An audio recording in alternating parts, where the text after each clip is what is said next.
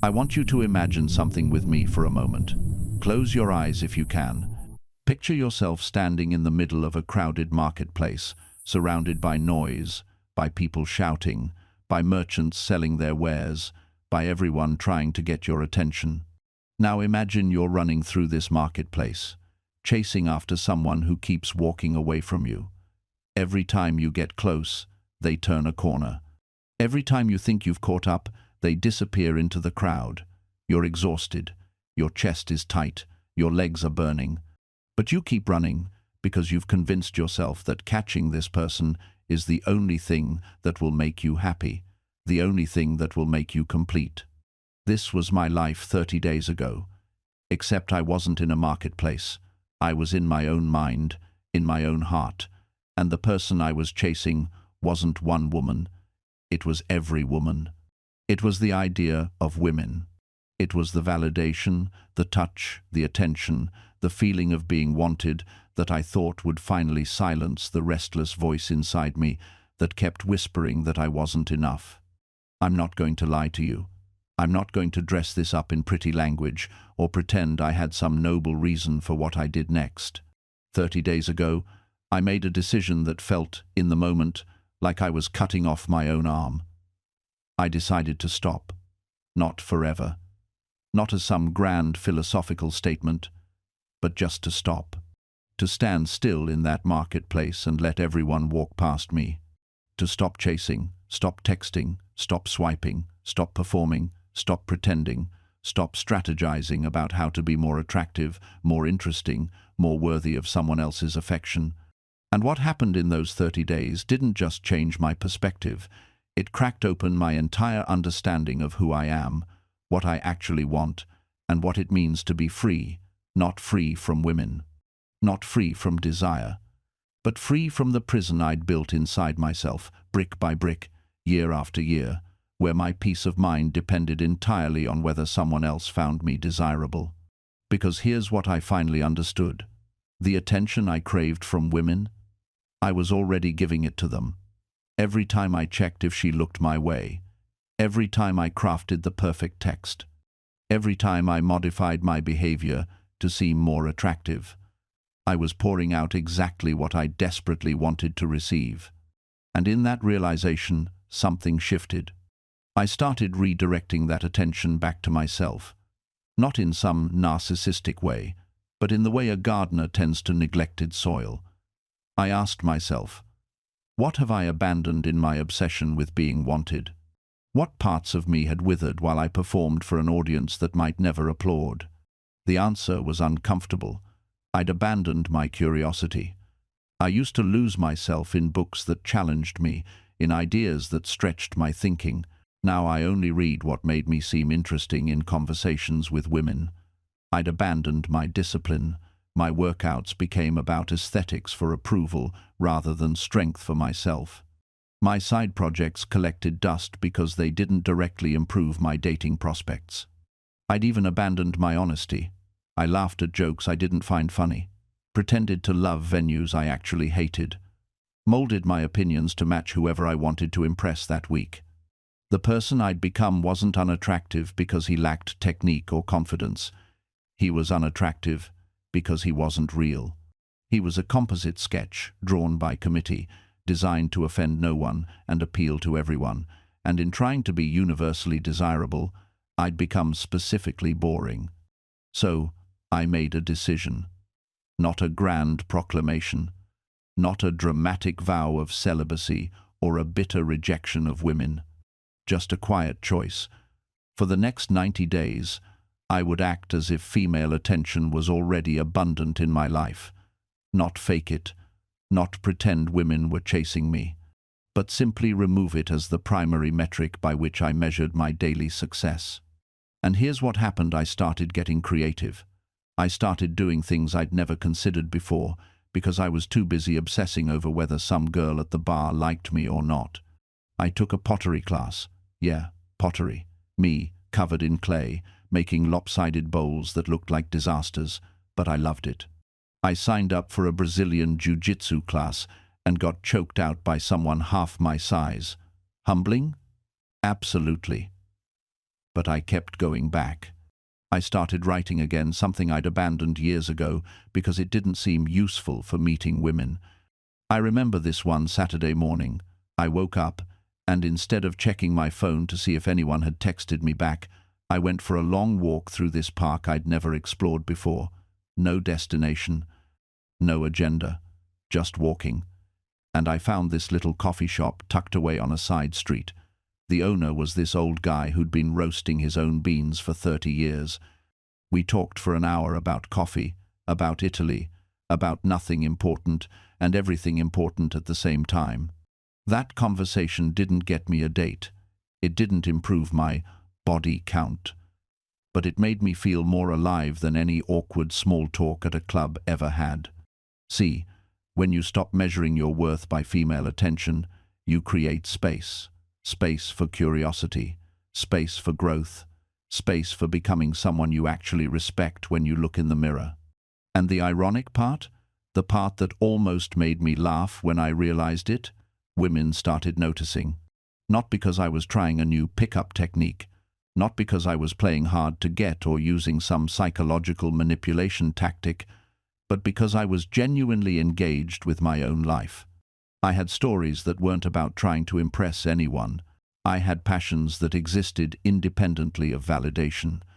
I had become interesting because I was interested in the world, in learning, in experiences. There's this concept in psychology called outcome independence. It means your emotional state isn't dependent on a specific outcome. You're not devastated if something doesn't go your way because your sense of self isn't riding on it. That's what I was accidentally cultivating. I wasn't outcome independent because I was enlightened or spiritually advanced. I was outcome independent because I genuinely didn't expect anything to work out, which, ironically, made everything work out better. It's like when you stop watching a pot of water and suddenly it boils. When you stop obsessing over something, you create space for it to actually happen. I started getting replies to my messages. Not all of them, obviously, but enough to notice a pattern. Girls who would have ignored the desperate, try-hard version of me were suddenly responding to this new energy, because it wasn't needy, it wasn't demanding, it was just light. One girl I'd been talking to casually suggested we meet up. I almost didn't go. The old me would have spent 3 days planning the perfect outfit, rehearsing conversation topics, building it up into this massive event in my head. But I just said, sure, showed up in whatever I was wearing, and treated it like meeting up with any other person. And you know what happened? We had a great time. Not because I executed some master plan, but because I wasn't executing anything. I was just present, just talking, just being. She later told me that what she liked about me was that I seemed comfortable in my own skin. I almost laughed out loud. Comfortable? I was a disaster. But I wasn't a desperate disaster anymore. I was a disaster who'd stopped apologizing for it. Here's what nobody tells you about confidence. It's not something you build by achieving things. It's something you uncover by removing the desperate need for external validation. Every time I didn't check if she replied, I was building confidence. Every time I didn't obsess over what she thought of me, I was building confidence. Every time I chose to invest in myself, instead of chasing someone else's approval, I was becoming more attractive without even trying. The gym stopped being about impressing girls and started being about how much I could lift. Reading stopped being about seeming smart and started being about actually learning things. My hobbies stopped being resume items for dating profiles and started being things I genuinely enjoyed. And women noticed, not because I transformed into some chiseled Adonis, but because I finally had something more interesting going on than desperately seeking their approval. The irony is, when you stop treating every interaction with a woman as a potential mate selection interview, you become infinitely more attractive. I used to analyze every text message like it was the Dead Sea Scrolls. 3 minutes between responses? Too eager. 2 hours? Playing it too cool. I had spreadsheets in my head tracking response times and emoji usage. Now, I respond when I feel like it, sometimes immediately, sometimes 6 hours later, not as a strategy, but because I'm actually busy living a life that doesn't revolve around notifications. And the women I date now find that fascinating rather than off-putting. Here's what nobody tells you about becoming attractive. It's mostly about becoming interested rather than interesting. When I stopped performing and started genuinely engaging with the world, conversations changed completely. I wasn't trying to impress anyone with carefully rehearsed anecdotes. I was sharing actual experiences I was excited about. I remember this one date where the woman asked what I did for fun.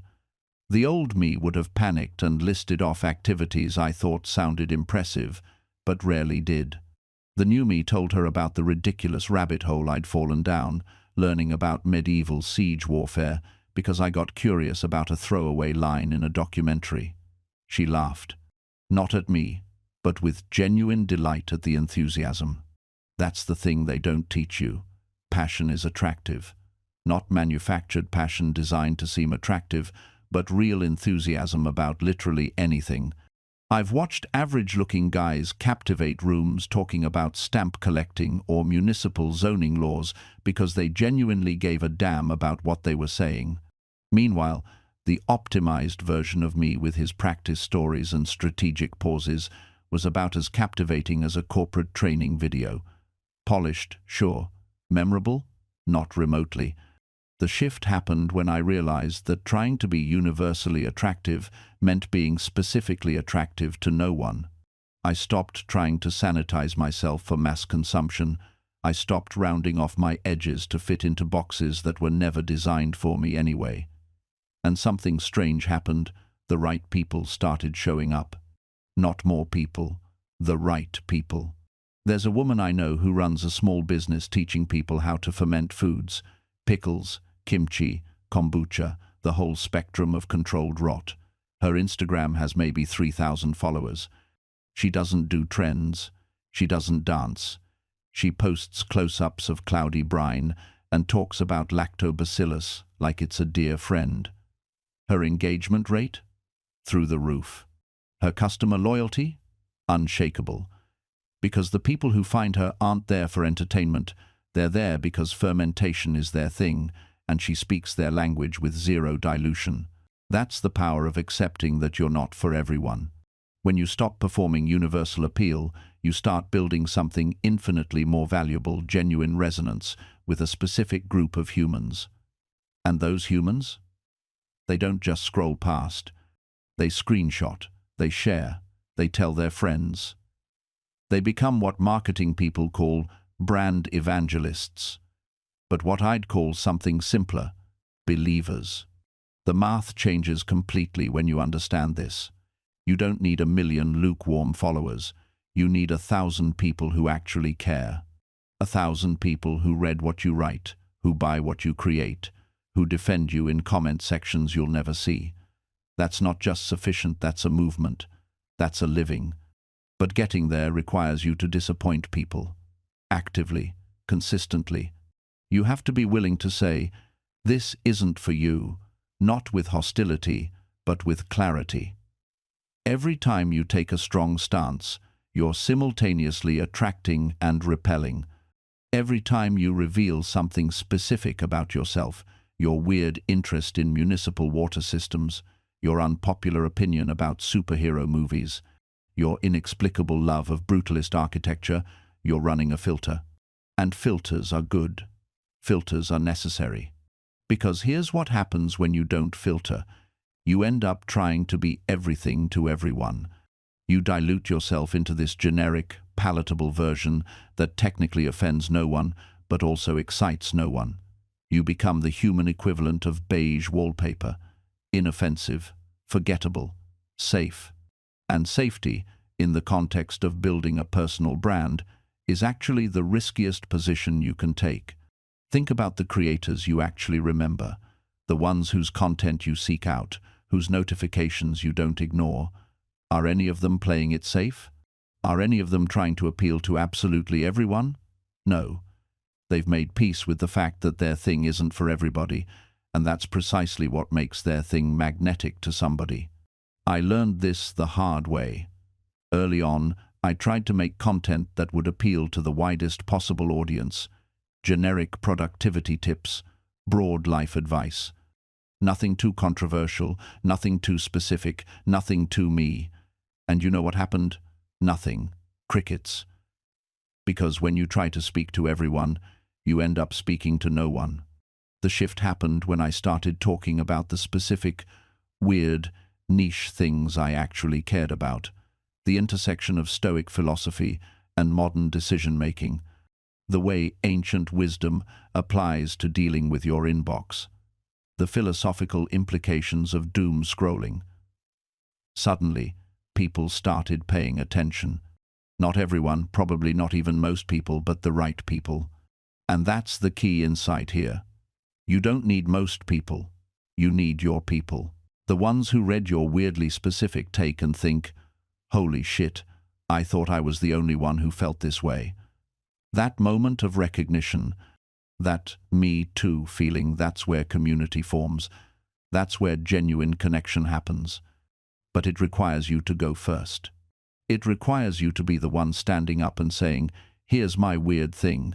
Here's what I actually think. Here's who I actually am."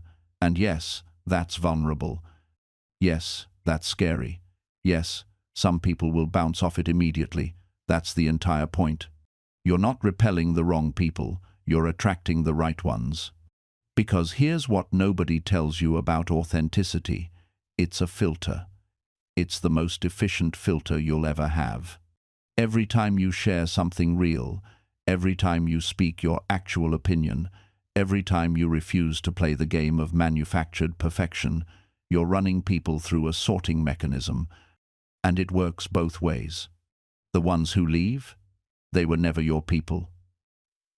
And keeping them around would have cost you everything, because you can't maintain a performance forever. Eventually, the mask slips. Eventually, you get tired. Eventually, you start resenting the very people you worked so hard to impress.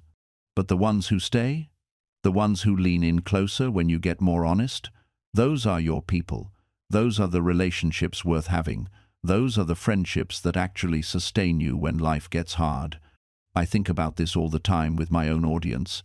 Every time I post something vulnerable, every time I share a struggle or admit I don't have all the answers, I lose some followers. I watch the number drop, and there's that tiny voice that says, "See, you should have kept that to yourself. You should have maintained the illusion." But then I look at who's still here.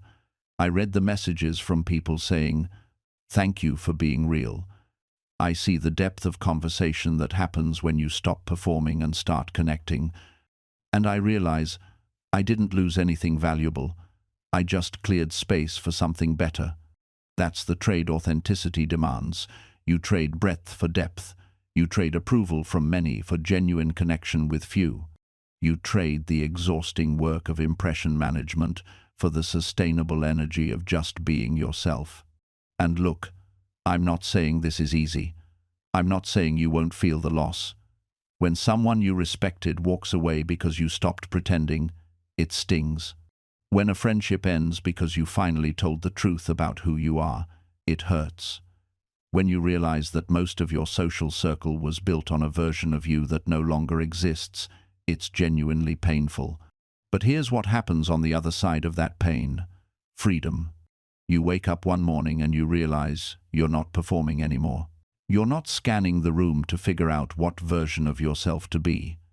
You're not calculating your words 3 sentences ahead to make sure they land the right way. You're just present. And that presence, that unguarded realness, it becomes the foundation for something you didn't even know you were missing: actual connection. Because here's what nobody tells you about authenticity. It doesn't just change who stays in your life. It completely transforms the quality of the relationships that remain. When you're not hiding anymore, when you're not managing everyone's perception of you, the people who stick around get to see you, the real you. The you that's messy and uncertain and still figuring things out. And the wild thing, they don't run, they lean in closer. I remember the first time I had a conversation after I stopped performing. I was talking to someone I'd known for years, and I said something vulnerable, something true, something I would have never said in my people-pleasing days because it would have made me look weak or confused. And instead of the judgment I'd spent my whole life trying to avoid, I got understanding. I got reciprocity.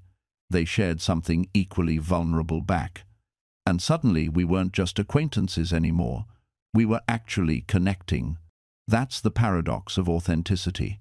We think it will isolate us, but it's actually the only thing that creates genuine intimacy. When you're people-pleasing, you're surrounded by people but utterly alone, because nobody knows you. How could they? You're not showing them anything real.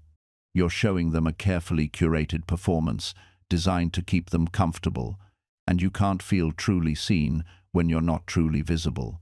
But when you drop the mask, when you start showing up as yourself, the loneliness starts to lift. Not immediately, not all at once, but gradually you notice it. You're having fewer conversations but better ones. You're saying less but meaning more. You're not performing for an audience anymore. You're just. And presence, you realize, is the rarest gift you can give. I remember watching my daughter tell me about her day at school. She was 7, maybe 8. Her words tumbled out in that breathless way children speak when they're excited. Something about a butterfly landing on her desk during reading time. The old me would have been there physically nodding, making the right sounds while mentally drafting an email. The old me would have already thought 3 steps ahead to what I needed to say next, some parenting wisdom to insert at the perfect moment. But this time, I just listened. I didn't plan my response. I didn't reach for my phone. I didn't even think about the work deadline waiting in my inbox. I just watched her eyes light up as she described the butterfly's wings. And when she finished, I didn't say much, just that it sounded magical, that I was glad the butterfly chose her desk.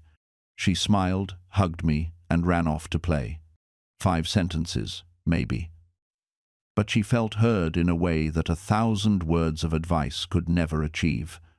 That's what silence teaches you, that connection isn't measured in word count. The people who matter don't need your commentary on everything. They need your attention, your full, undivided, unscheduled attention. Think about the relationships in your life that feel most genuine. I'll bet they're not with the people who always have something to say. They're with the people who know when to say nothing at all. The friend who sits with you in the hospital waiting room without filling the silence with empty reassurances. The partner who senses you need quiet and doesn't take it personally. The mentor who lets you struggle with a problem instead of immediately solving it for you. These people understand something profound. Sometimes the most supportive thing you can do is simply be there without adding to the noise. Silence becomes your bridge to others, not your wall against them. But here's where it gets interesting. As you get more comfortable with external silence, you start noticing the internal silence that comes with it.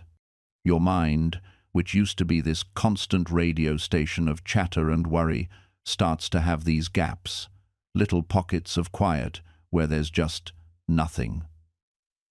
It's not empty or lonely. It's full in a way that noise never was. I remember sitting in a park once, months into my selective silence practice. A family nearby was having a picnic, kids laughing, parents calling out. The old me would have felt pressure to be part of that energy somehow, to match it. But that day, I just sat, watching, not judging the noise, not craving the silence, just being present with what was. And in that moment, I realized something profound. The silence I'd been cultivating wasn't about the absence of sound, it was about the absence of resistance. I wasn't fighting against the world anymore. I wasn't constantly trying to add my commentary to everything, to prove I existed by making noise. This is what the ancient Stoics understood better than anyone. Marcus Aurelius wrote about finding the quiet place within, the inner citadel that remains calm no matter what chaos surrounds it. He didn't mean withdrawing from life. He meant finding that centered place where you can engage with life without being thrown around by every wave. When you stop filling every moment with words, you create space for wisdom, not the kind of wisdom that comes from books or podcasts or motivational quotes. The kind that rises up from inside you when you finally give it room to breathe. You start making better decisions because you're not reacting from that frantic place of needing to respond immediately. You pause, you feel, you consider, then you act or you don't. Both become equally valid choices instead of this constant pressure to always be doing something, saying something. Your relationships transform in ways you never expected. People start coming to you differently. They sense that you're not just waiting for your turn to talk. You're actually there, fully present, which is so rare that it feels like a gift to whoever's with you. And here's what's quietly powerful about it when you listen like this. When you really pay attention, you're not just being kind, you're learning. You're gathering wisdom from every conversation, because everyone you meet knows something you don't. Everyone has fought battles you haven't faced. And when you actually listen, you collect these pieces of understanding that make you wiser, more capable, more prepared for whatever comes next. I started doing this thing where, after conversations, I'd take a moment to think, what did I just learn? Sometimes it was something practical. Sometimes it was just a glimpse into how someone else sees the world. But there was always something if I'd actually been paying attention. The people who think they know everything are usually the ones doing all the talking. And you know what else changes? Your relationships get deeper without you even trying. Because when people feel truly heard, they open up. They trust you with the real stuff, not just the surface-level pleasantries. You become someone people want to talk to, not because you're entertaining or impressive, but because being around you feels safe and real. I'm not saying you have to be everyone's therapist. You don't have to solve problems or give advice unless it's asked for. Sometimes the most powerful thing you can do is just acknowledge what someone said. That sounds really hard. I can see why that matters to you. Simple words, but they land with weight when they come from genuine attention. This is how you build real influence, by the way. Not the loud, look at me kind. The quiet kind that actually lasts. People remember how you made them feel. And when you make them feel heard, valued, like they matter, they remember you. They trust you. They want you around when things get serious. So practice it. Put your phone face down, make eye contact, ask questions that show you were listening, notice the details. Let there be silence without rushing to fill it. Train yourself to be present, because presence is becoming a superpower in a world where everyone's half distracted all the time. And here's what most people won't tell you about presence: it gives you leverage. When you're the only person in the room who's actually paying attention, you see things others miss. You catch the hesitation in someone's voice. You notice the shift in energy when a certain topic comes up. You read the room while everyone else is reading their notifications. I've watched negotiations completely flip because one person was present and the other was performing. The present one wins every single time. Not because they're smarter or more aggressive, but because they're actually there, responding to what's real instead of what they rehearsed. This applies to your creative work too. When you sit down to write, to create, to build something that matters, if you're actually present with the work, it shows. The difference between content that resonates and content that falls flat often comes down to this. Was the creator fully there when they made it? Or were they already thinking about the next thing? Your audience can feel it. They might not consciously know why, but they can sense when something was made with full attention versus partial attention. It's the difference between a conversation and a monologue, between connection and broadcasting.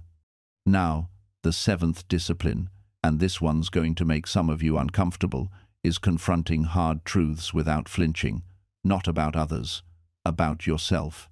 Because the hardest person to be honest with is the one staring back at you in the mirror. We lie to ourselves constantly. Small lies, big lies, lies we've been telling so long we've forgotten their lies. I'll start tomorrow. I'm just not wired that way. It's not the right time. I'm doing my best. Sometimes that last one is the biggest lie of all, because we know, deep down, that we're holding back, we're protecting ourselves, we're playing it safe. Marcus Aurelius wrote about this relentlessly, the importance of seeing yourself clearly, without the flattering lens we usually apply. He'd ask himself brutal questions. Are you doing what you were made to do? Are you living according to nature? Or are you just drifting? Are you making excuses? Marcus didn't wait for motivation. He didn't wait to feel ready. He simply began, because he understood something most people miss. Clarity doesn't come from thinking more.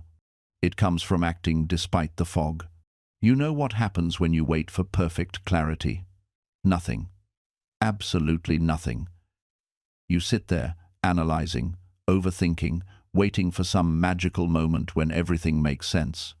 That moment never arrives. The fog never fully lifts. Life doesn't work that way. But here's what Marcus discovered. Movement creates clarity. Action generates insight. When you start walking, even in the wrong direction, you gather information. You learn what doesn't work. You stumble into what does. The path reveals itself to those who have the courage to take the first step. Think about it. Every successful person you admire started without knowing how it would end. Every great achievement began with uncertainty. Every masterpiece started with a blank canvas and doubt. The difference wasn't that they had more clarity. The difference was they moved anyway. Marcus would write, "What stands in the way becomes the way." He meant that your obstacles aren't barriers to your path, they are your path. That's not a problem to solve before you start. That's the work itself. That uncertainty, that's where growth lives. This is the part most self-help gurus won't tell you because it's not sexy, it's not marketable, it doesn't fit on an Instagram quote. Real progress is messy, it's uncomfortable. It requires you to act before you're ready, to decide before you have all the information, to commit before you feel confident. Marcus understood this because he lived it every single day. He didn't wake up feeling like an emperor. He didn't naturally want to deal with Senate politics and military logistics and betrayals and plague. But he did it. He showed up. He took the next right action, even when he wasn't sure what right meant. And that's the lesson, not that Hemingway had some heroic willpower the rest of us lack. It's that he understood what most people never do. Momentum isn't built through motivation. It's built through motion. You don't wait until you feel like doing the thing. You do the thing, and the feeling follows. Hemingway sat down, even when the page terrified him.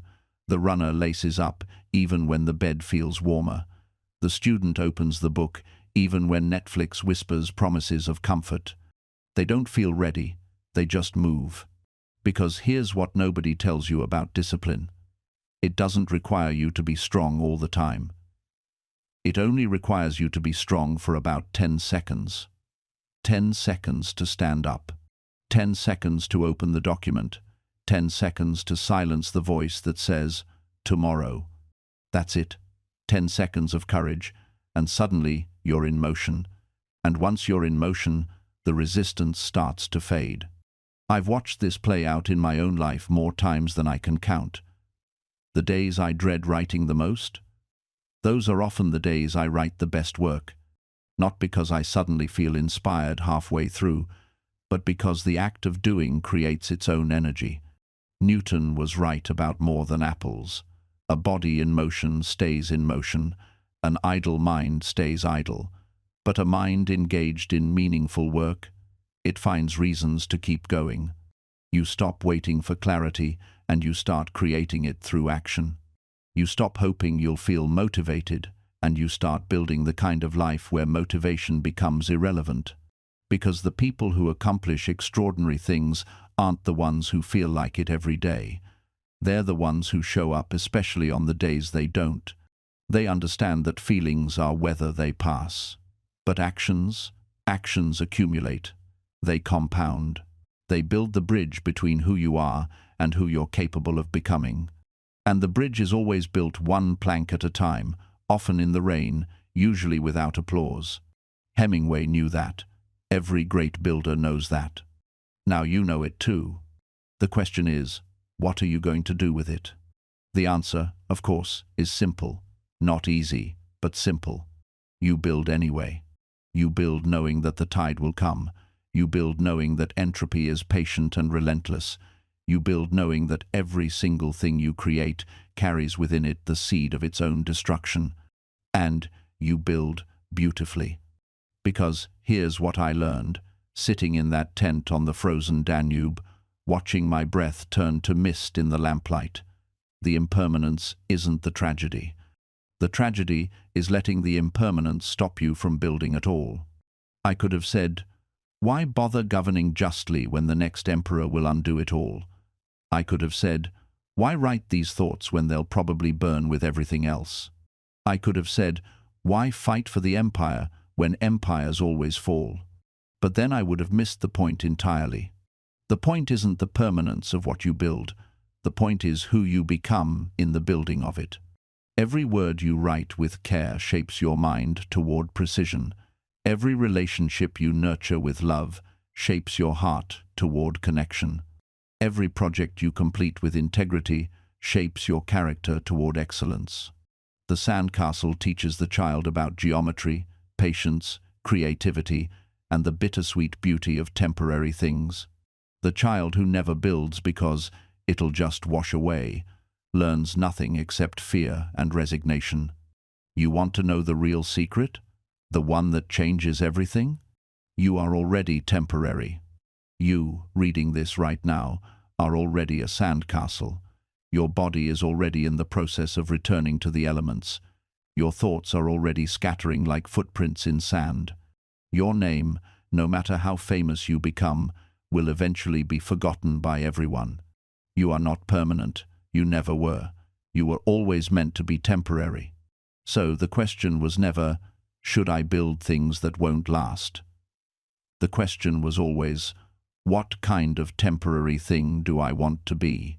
Do you want to be the person who never tried because trying seemed pointless? The person who never loved because love ends? The person who never created because creation decays? Or do you want to be the person who built something beautiful precisely because it was temporary, who loved fiercely precisely because love is brief, who created boldly precisely because creation is finite? The universe doesn't care which you choose, but you will. Trust me, you will. Because at the end, when you're looking back at the beach of your life, you won't be thinking about what lasted. You'll be thinking about what you built. You'll be remembering the feeling of wet sand between your fingers, the focused joy of creation, the pride of stepping back and seeing something that didn't exist before you made it exist. That feeling? That's what endures. Not in the world, but in you. And you're the only world that matters to you. You spend so much energy trying to control things outside yourself, other people's opinions, the weather, the economy, the past. But you can't control any of that. You never could. The only thing you've ever had any real power over is how you respond, your interpretation, your choice in this moment. And even that, even your own mind, takes constant work. I had to remind myself daily, the universe is change. Life is opinion. You are not your thoughts. You are the awareness behind them, the person who can pause, breathe, and choose differently. Most people live like they're permanent, like they'll always have tomorrow. They postpone joy. They delay courage. They save their best selves for some imaginary later date when conditions are perfect. But conditions are never perfect, and later never comes. I ruled an empire, and I knew I was dying. We're all dying. From the moment you're born, the countdown starts. That's not morbid. It's clarifying. It's the most honest thing you can accept. When you truly accept that you're temporary, you stop wasting time on resentment. You stop holding grudges like they're investments. You stop refreshing the same argument in your head, trying to win a fight that's already over. You let go, not because you're weak, but because you're awake. And when you let go of what you can't control, you finally have energy for what you can. Your attention, your effort, your integrity. The small, unremarkable choices that no one applauds, but that build the architecture of your character. That's where the real work is. Not in the spotlight, not in the outcome. In the unglamorous, repetitive act of showing up, of doing the right thing when no one's watching, of being kind when you're tired, of staying honest when lying is easier. No one will write your biography for that. But you'll know. And that knowing, that quiet self-respect, that's the foundation everything else is built on. You can't control whether people love you, but you can control whether you're worthy of love. You can't control success, but you can control whether you gave your best.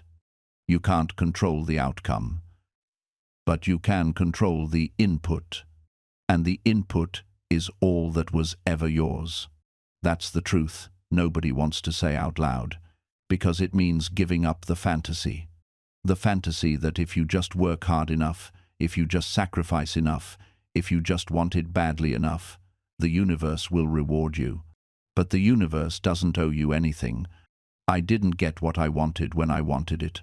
I wanted to be a great leader. I got war and disease. I wanted peace. I got 30 years of conflict. I wanted to raise a son who would be better than me. You know how that turned out. So I had a choice. Rage against what is, or accept it and work within it. Most people choose rage. They spend their entire lives angry at reality for not conforming to their expectations. They shake their fists at the sky. They blame the gods, fate, other people, the system, anything but themselves. And they never realize that their anger is just another form of weakness. Because anger is what happens when you refuse to accept the truth. The truth is simple. You don't get to choose your circumstances. You only get to choose your response. I've stood on frozen rivers in Germania while my men died of cold.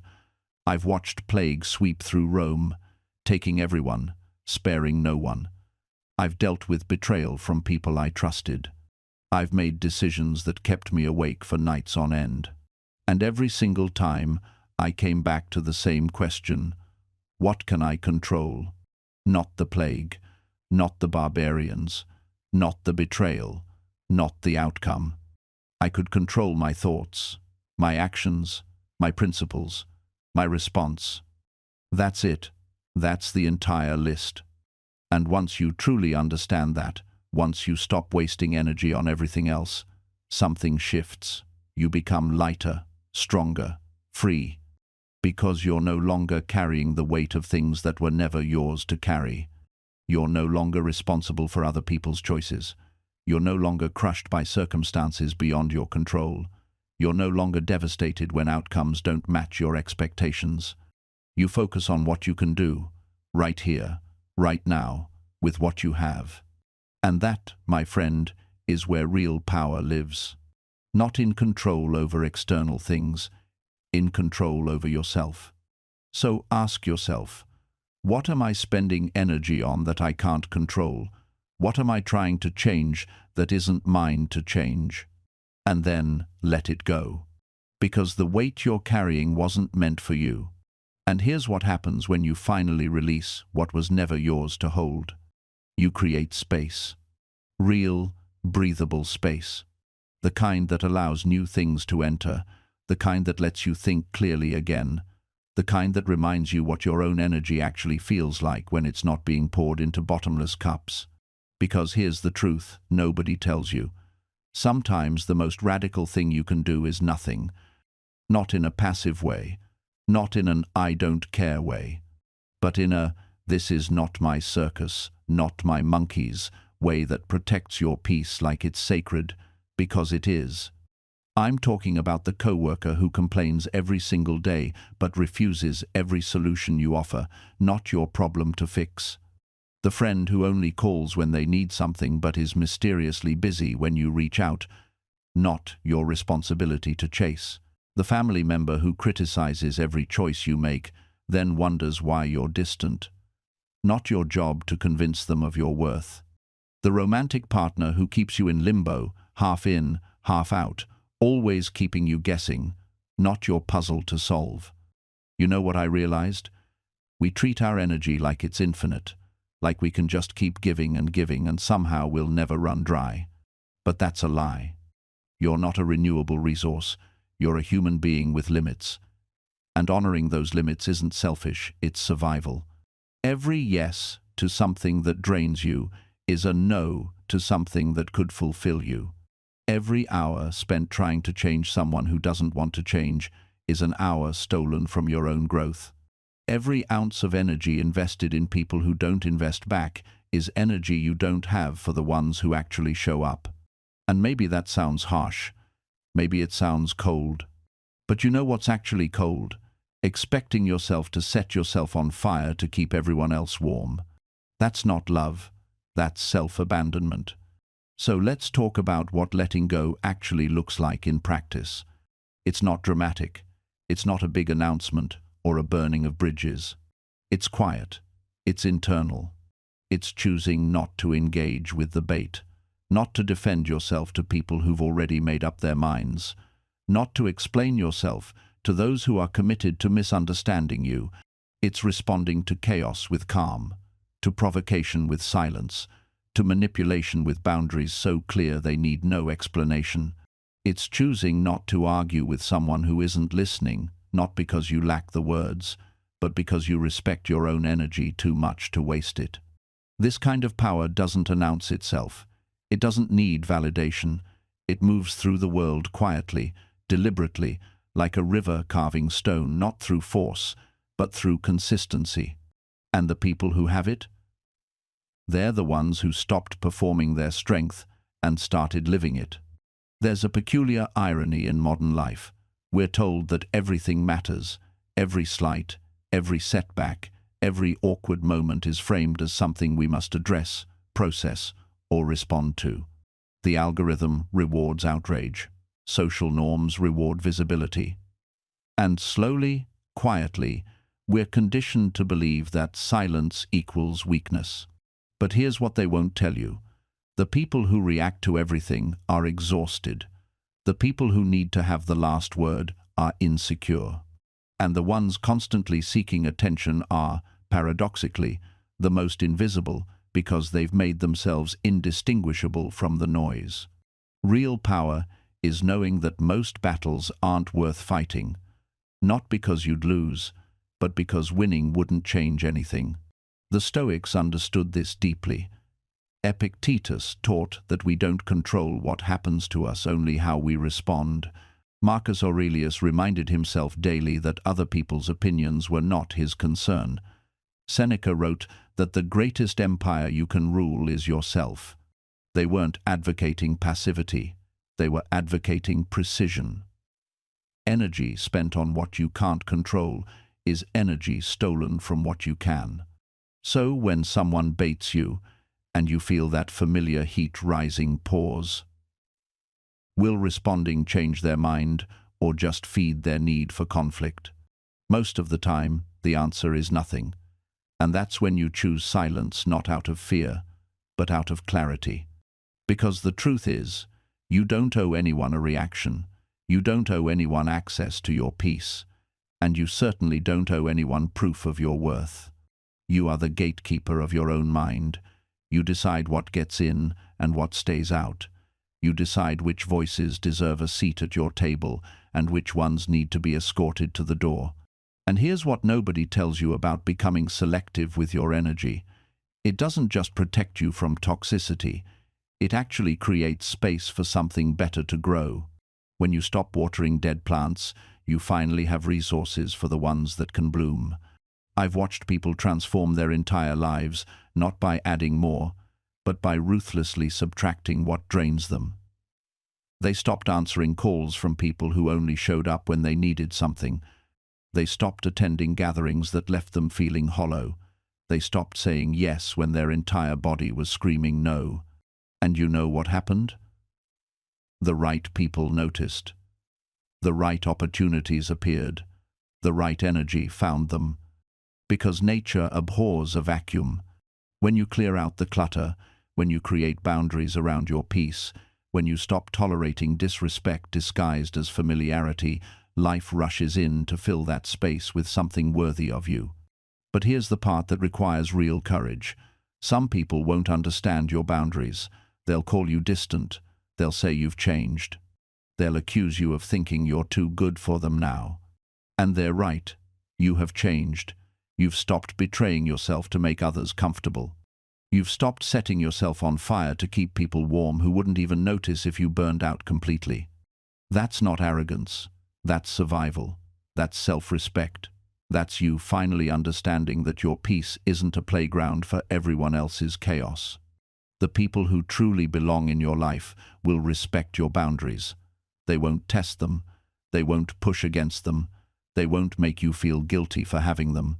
They'll understand that your boundaries aren't walls to keep them out, they're gates that protect what you've built inside. And the ones who can't respect that? They were never meant to stay. Not lifelong companions. Teachers, not teammates. Let them go without guilt. Let them go without explanation. Let them go with gratitude for what they taught you about what you will no longer accept. Because here's what most people won't tell you. The guilt you feel about setting boundaries isn't about being selfish. It's about breaking generational patterns. It's about refusing to sacrifice yourself the way you were taught to. Your parents sacrificed their dreams, so they expect you to sacrifice yours. Your culture demanded silence from women for generations, so speaking up feels like betrayal. Your family normalized dysfunction, so creating health feels like abandonment. But you're not abandoning anyone. You're breaking a cycle that would have broken you. I met a woman who finally set boundaries with her alcoholic father after 30 years of enabling, 30 years of cancelled plans, broken promises, emergency calls at 2 a.m.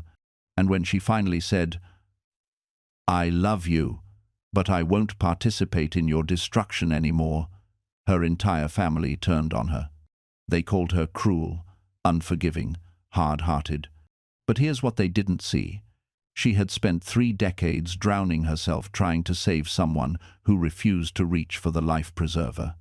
She had sacrificed her own marriage, her health, her peace, all to maintain the illusion that her love could fix him. The boundary wasn't cruel. The expectation that she should continue destroying herself was cruel. You don't owe anyone your destruction, not your parents, not your siblings, not your friends, not your community, not your culture, not your religion. You don't owe anyone continued access to you just because they've always had it. You don't owe anyone emotional labor just because they refuse to do their own work. You don't owe anyone your peace just because they've chosen chaos. And this is where it gets really difficult, because some people will test your boundaries like they're trying to break down a door. They'll push, they'll guilt, they'll manipulate, they'll rage, they'll play victim, they'll recruit others to pressure you. And every time they do, you'll be tempted to give in, to explain one more time, to defend yourself, to prove you're not the villain they're making you out to be. Don't. Because here's the truth. People who truly respect you don't need your boundaries explained 17 different ways. They hear no once and they honor it. The ones who keep pushing, they're showing you exactly why the boundary was necessary in the first place. I learned to trust that response, not because I thought people were evil, but because patterns tell you everything. Someone who fights your no isn't fighting for connection. They're fighting for control, and control dressed up as persistence is still just control. The 4th lesson came slower, but it hit harder. It's the one about loyalty. I used to think loyalty meant staying, no matter what. No matter how you were treated, no matter how small you felt, no matter how often your needs were dismissed. I thought walking away made you disloyal, made you the bad guy, made you a quitter. So I stayed in situations that hurt me. I defended people who wouldn't defend me.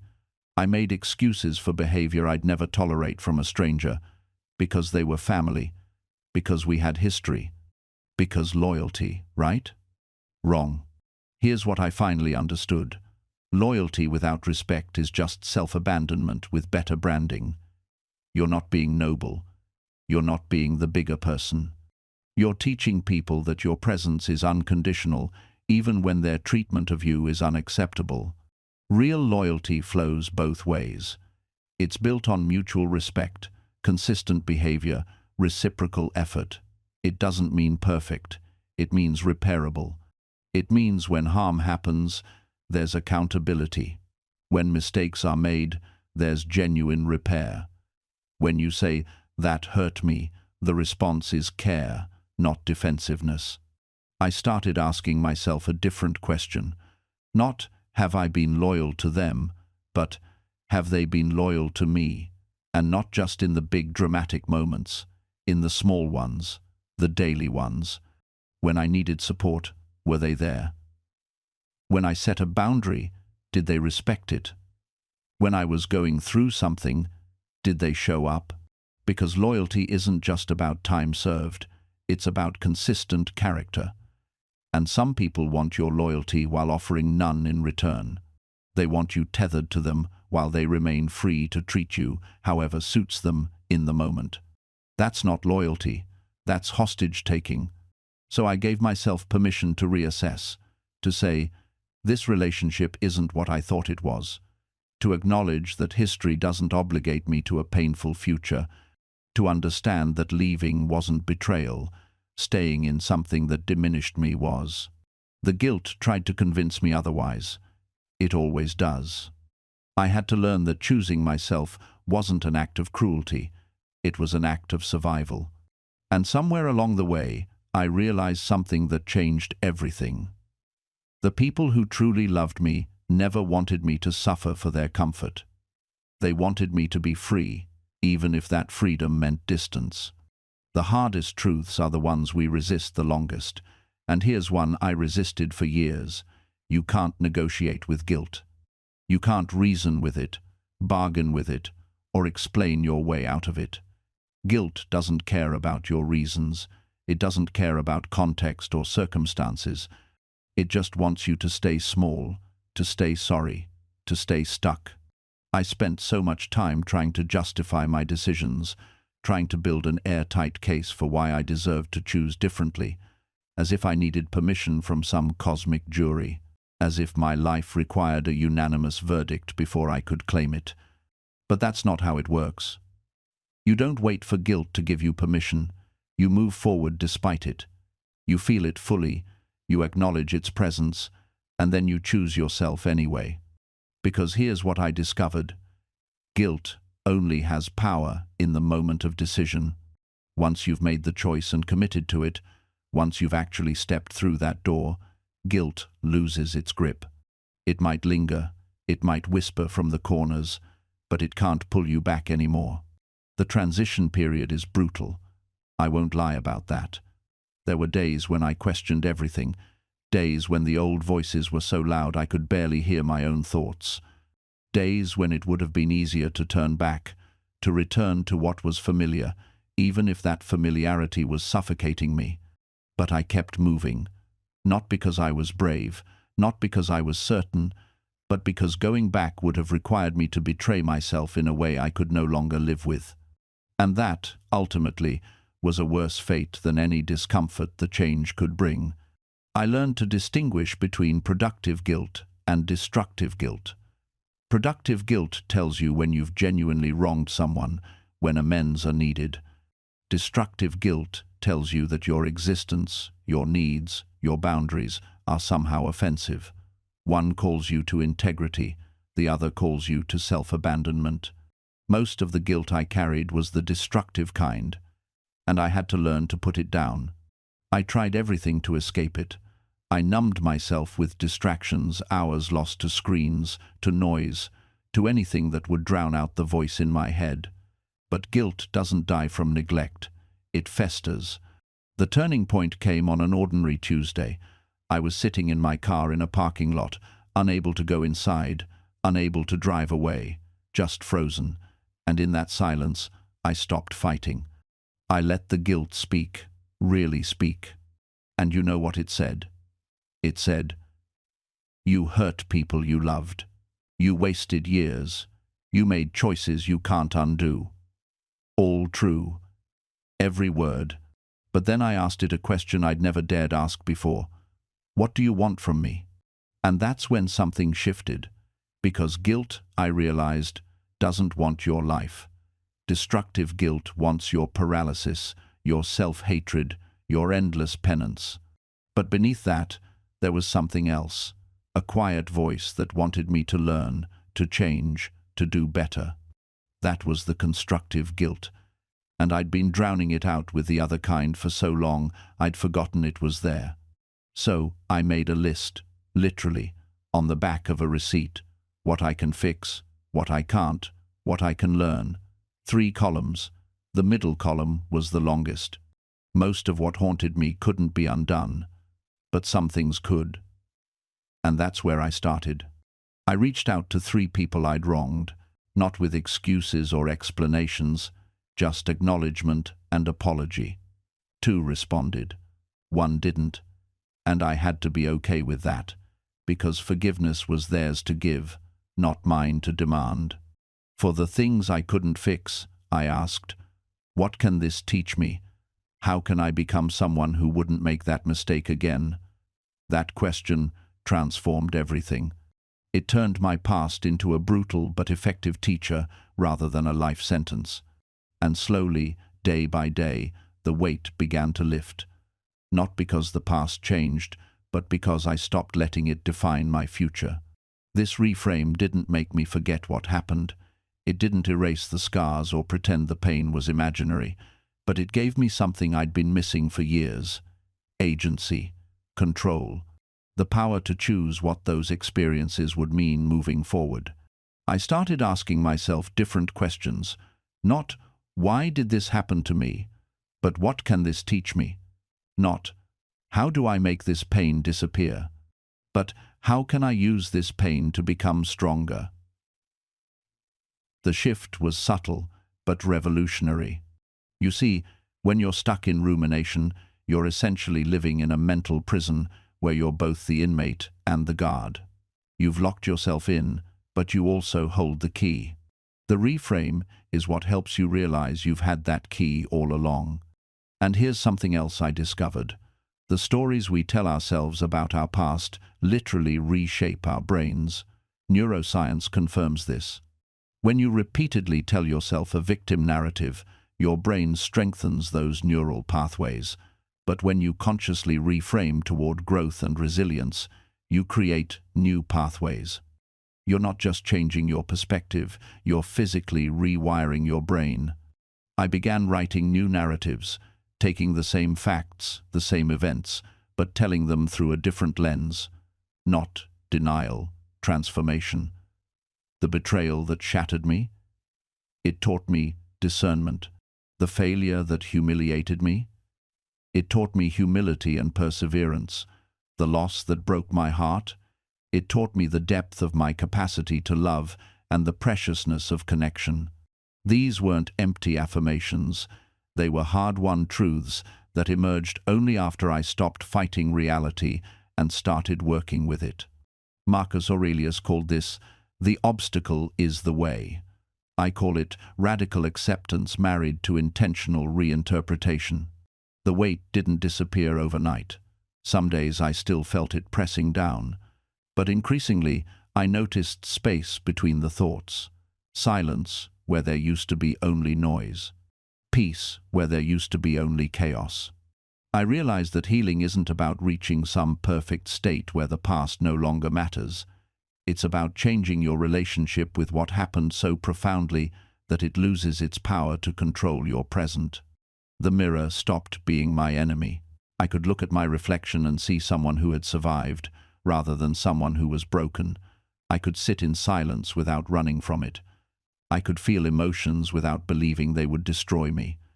These might sound like small victories to someone who's never walked through darkness, but to me, they were revolutions. I started noticing beauty again. The way morning light cuts through fog, the sound of genuine laughter, the comfort of a warm drink on a cold day. These simple pleasures had been invisible to me for so long, filtered out by the constant noise of survival mode. Now they broke through, reminding me that life contained more than just pain. My relationships transformed. I stopped testing people, stopped pushing them away before they could leave, stopped apologizing for existing. I learned to recognize genuine connection from manipulation. I discovered that vulnerability isn't weakness. It's the bridge that allows real intimacy to exist. The walls I had built to protect myself had also imprisoned me. Dismantling them was terrifying and liberating in equal measure. I found purpose in my pain, not in a way that glorified suffering or made it necessary, but in recognizing that my experiences gave me a unique capacity for empathy. I could sit with someone in their darkness without trying to fix them or rush them toward light. I understood the language of trauma in a way that textbooks could never teach. My wounds became wisdom, though I would never say they were worth the cost. There were still difficult days. Healing isn't linear, it's a spiral where you revisit familiar territories from new elevations. Sometimes an unexpected trigger would send me reeling, and I'd worry that all my progress had disappeared. But I learned that temporary setbacks don't erase permanent growth. You can stumble without falling back to the beginning,